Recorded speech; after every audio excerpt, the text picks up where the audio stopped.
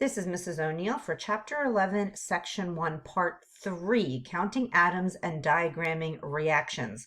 I still need you to understand the one little piece to the whole big puzzle. So this is, again, going to just be part of what we're going to be doing for balancing reactions. So the directions are also in your packet of notes. We're going to be circling reactants, squaring products. We're going to pull out each element and then count those atoms on each side of the reaction. Then we're going to decide, is the reaction or the equation balanced or not? Okay, so I believe I have some examples for you. So this is what you probably see on your packet of notes. So the first thing was to circle reactants. Let me remind you that the reactants are to the left of the arrow or the left of that yield sign. So we're going to circle those reactants. It tells us to square the products. Now remember, the product is your end result. What did you produce? So we're going to square all of the products. Again, those are to the right of that yield sign. All right, so we have our reactants and we have our product side. So now we're going to pull out each of those elements. And I'm going to tell you right now, and I'm going to constantly remind you, that we're going to keep hydrogen and oxygen last. There's a reason for keeping those particular elements last. So for instance, in this case, it's real easy to go, okay, I'm going to pull out Hg. Again, every capital letter is a new element, so Hg. And then we're going to pull out O. But for some reason, if oxygen was first before mercury here, I would still list it as mercury and then oxygen. I would list it in this order. I want to keep that hydrogen and oxygen last. All right, so how many of each are on the left? Well, we have 1 and 1. Oh, I did it this way. I'm sorry. So I have 1 mercury on the left and I have 1 mercury on the right. How about for oxygen? I have 1 on the left and I have 2 on the right. Do you see that? Do you see how I'm counting those elements on each side of the reaction? So now I have to decide, is the reaction balanced? Well, I see 1 mercury on each side, so that is balanced, but my oxygen, I see 1 on the left and I see 2 on the right, 1 as reactant and 2 as product. So I'm going to put a cloud around no to signify that this reaction is not balanced. And that's as far as we go. That's all we're going to do. We're just going to circle the reactants, square the products, pull out those elements, keeping hydrogen and oxygen last, and then deciding, is the reaction balanced at this point or not? So now pause the video and do this also in your notes. I believe there's one other example to do. Okay, so hopefully that made sense. Let's try number 2 together as an example. So again, we're going to circle the reactants. Those reactants are to the left of the yield sign. We're going to square the products. Again, those are what you produce to the right of the arrow. And then we're going to list our elements. Again, we have carbon, hydrogen, and oxygen. And luckily, they're in the order that we want because we want to keep hydrogen and oxygen last. So we're going to pull out carbon, we're going to pull out hydrogen, we're going to put out oxygen. All right, so now how many are on each side? Okay, so carbons. I only see 1 carbon on the left as a reactant, and I see only 1 carbon on the right as a product. Okay, now let's look at the hydrogens. I see 4 on this side. 2, because there's that coefficient there, 2 times the 2 subscripts gives me 4 on the right side. Okay, how about our oxygens? All right, 2 times 2 gives us 4 as reactants to the left. Now this one's a little tricky. This has a plus sign here. I see oxygen in the carbon dioxide compound and I see oxygen in the water compound. Okay, but there's a plus sign in the middle. So we're going to multiply within a compound. We're going to multiply within this compound with our coefficient, but then we're going to add them together. So what do I mean by that? Well, I have 2 here and I have 2 here. So hopefully that makes sense. I have 2 oxygens for this compound and I have 2 times the 1 for this compound. But I got to add them together to get 4 total oxygens. So again, at this point, you might want to even pause and rewind and make sure you're understanding how we got 4 oxygens total. And that's going to be a little tricky when we're balancing equations. Not only do we have to see how many are within each compound, but if we have an element that is in between, I should say, are in 2 or 3 places of a product side or a reactant side, then we also have to add them up. So we're multiplying and adding at the same time. So we gotta keep that in mind. All right, so now we can answer this question. I see 1 carbon on each side, so that's balanced. I see 4 hydrogens on each side, so that's balanced. And I see 4 oxygens on each side, so that's balanced. So just as a reminder, the amount of each has to be equal to each other, but they don't have to equal each other within themselves. I don't know how to say that, but so carbon is balanced because that one particular atom is the same on both sides, but it doesn't mean that I have to have 1 carbon, hydrogen, oxygen, or 4 carbon, hydrogen, oxygen, right? So we're looking at them individually. Individually, the elements are balanced on both sides. So this would be a balanced chemical equation. So again, pause the video and make sure to make those notations in your example.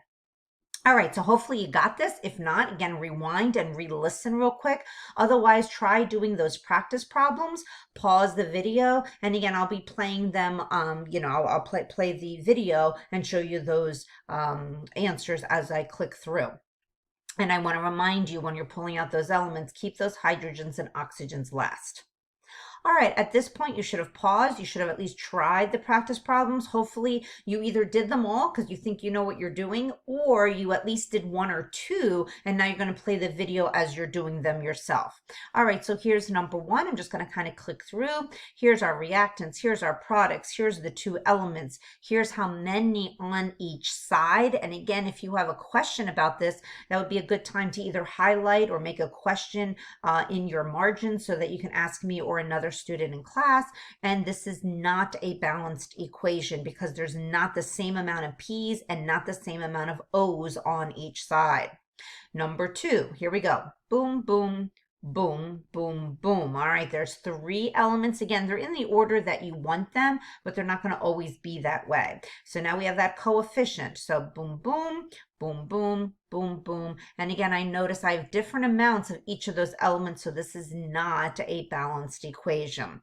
All right, hopefully you got those 2 correct. And again, if not, hopefully you have questions then for me to answer in class.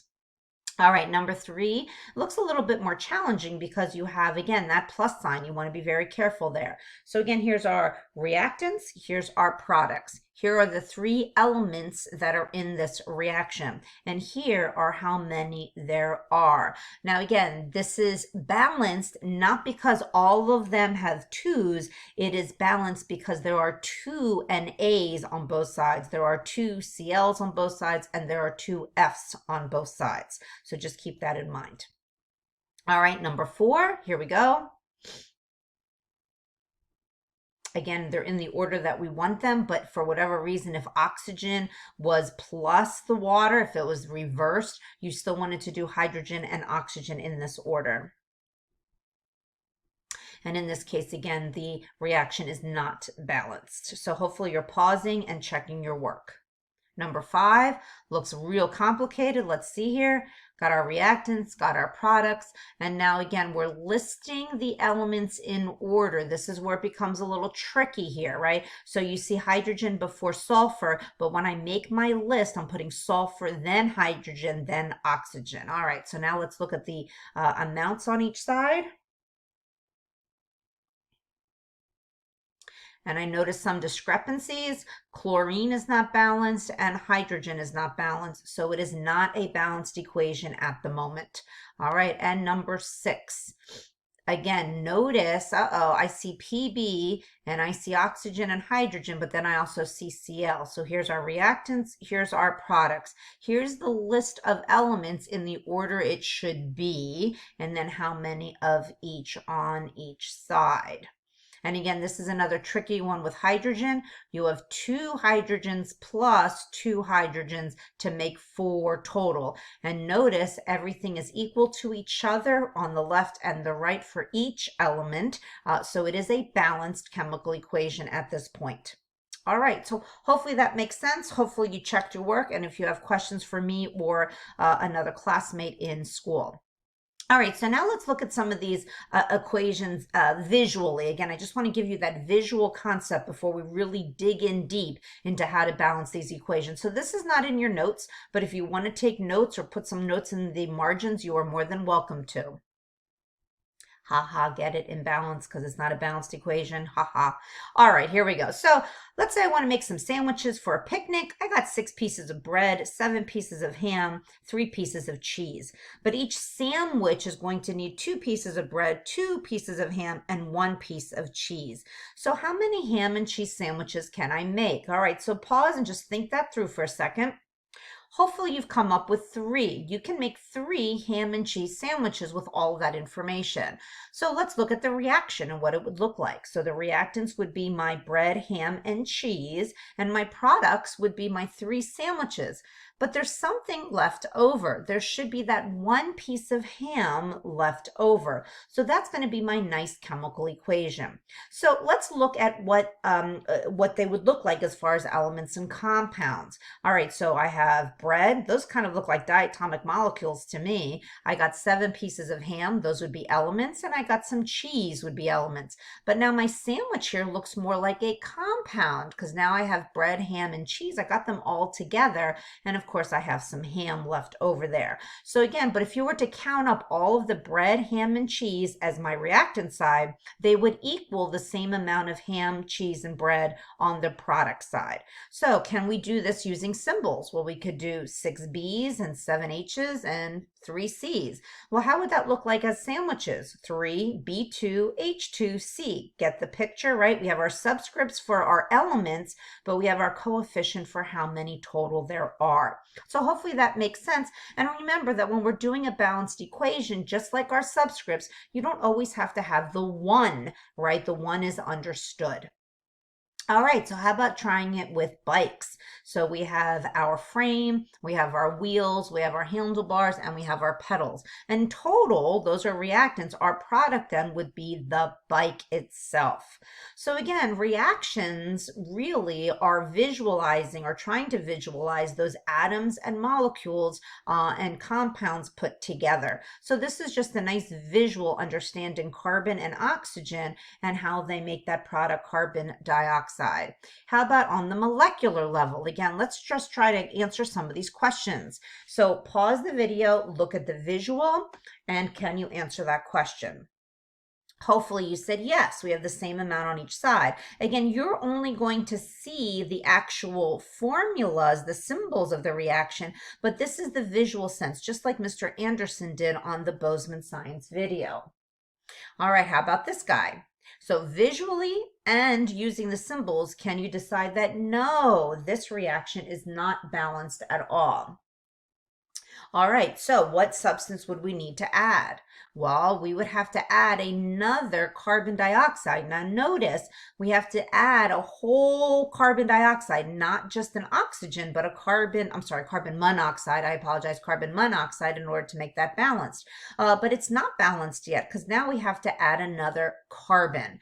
All right, so we have to add, this is hopefully getting you to understand that we can't just, when we're adding a coefficient, we're adding that whole substance, a whole nother one of those substances. We can't just change the subscript because if we do, we're changing the formula and then we're making a whole new substance or a whole new compound. All right, so in this case, again, we have to add a whole new carbon monoxide molecule compound, and then again on this side we have to add a whole new carbon element. So again, how would we write this equation? It would look like that using our symbols. And again, kind of just together, I just kind of separated that out so you could see each component. All right, well, hopefully that makes sense. And again, if not, you can always rewind and make sure that we're understanding how these subscripts and coefficients work.